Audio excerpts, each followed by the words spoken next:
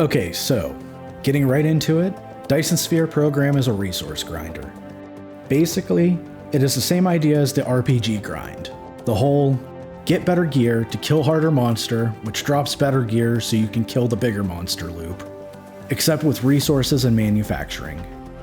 Mine ore that needs processed into usable material, that is then used to build Part A, repeat steps for Part B, combine Part A and B to make C, and keep going up from there. And when I start these type of games, they are always some of the most fun I have gaming overall. The first step of going from doing something manually to building a machine that does it automatically is one of the most satisfying feelings in all of gaming. I think you can tell the setup from here though. After a certain point, the satisfaction of growth instead starts giving way to the need for logistic and efficiency gains. And it is no longer good enough that something is automated. It has to produce at a fast enough rate to keep up with everything else. Bottlenecks need expanded, or the entire factory output will be compromised. And any holdup is going to slow down growth towards the next step.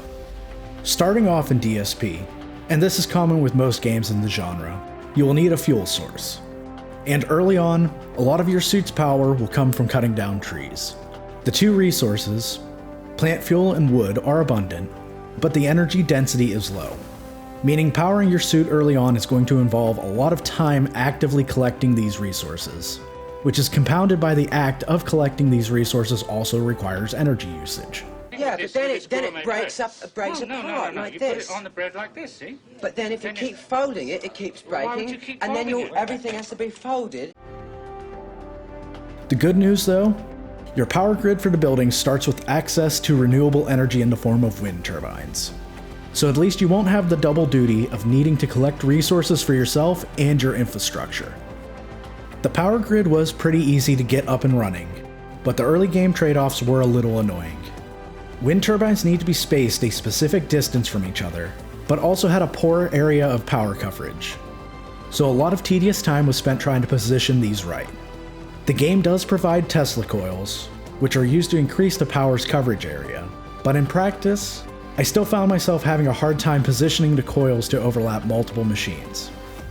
At which point, if I am going to fight with positioning for the coils, I might as well just place more turbines, since they also produce power towards the grid. And semi-related, I thought it was odd that you gained access to solar so early in this game, yet power storage was many hours of gameplay later. I really couldn't think of a reason to add inconsistent power to the grid. And then speaking of upgrades, they can only be worked on one at a time. This becomes a massive time gate needing to both unlock upgrades for your suit and your infrastructure.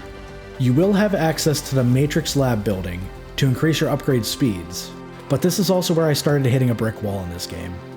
While sure, the whole point of these games is to make your undertakings and automations that seemed like such milestones previously become just simple and assumed cogs within the ever-expanding factory. But for me, this starts to feel mocking. All that effort towards planning and execution to get the metaphorical pat on the head and told, now make it bigger and better. In a convoluted way, I'm trying to say that having to choose between quality of life upgrades versus efficiency upgrades, or infrastructural versus technological growth is difficult, because either choice you make is a roadblock, slowing down your progression towards better. I'll admit this is a stupid complaint though, as like complaining about learning combos to play fighting games, or working on my aim for FPSs. Expansion and efficiency are the core mechanics of this game, and there will always be a better. But can I at least make a case for how brutal finite resources are? After spending the time getting manufacturing set up, eventually, ore will dry up from mining. As if perpetual expansion wasn't enough, eventually, expansion is needed just to keep the status quo. And the cherry on top of all of this, I couldn't make the drones work. Now, I will take full responsibility that I am just an idiot and missed something simple and crucial, but not being able to get this step working really was a dagger in the heart moment for me. I should explain that drones would allow me to transfer resources through the air, allowing me to expand my mining operations while still using the original manufacturing hub I had up and running. Instead, after spending far too long playing with the drones and failing, I had to run conveyor belts back home, which while it worked, felt like a duct tape fix in comparison. And one thing I know, if I continued in such a slapdash way, I would eventually handicap myself with inefficiencies, be forced to tear everything down to build it back better.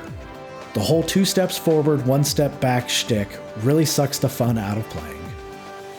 I also have to get into the UI and menus.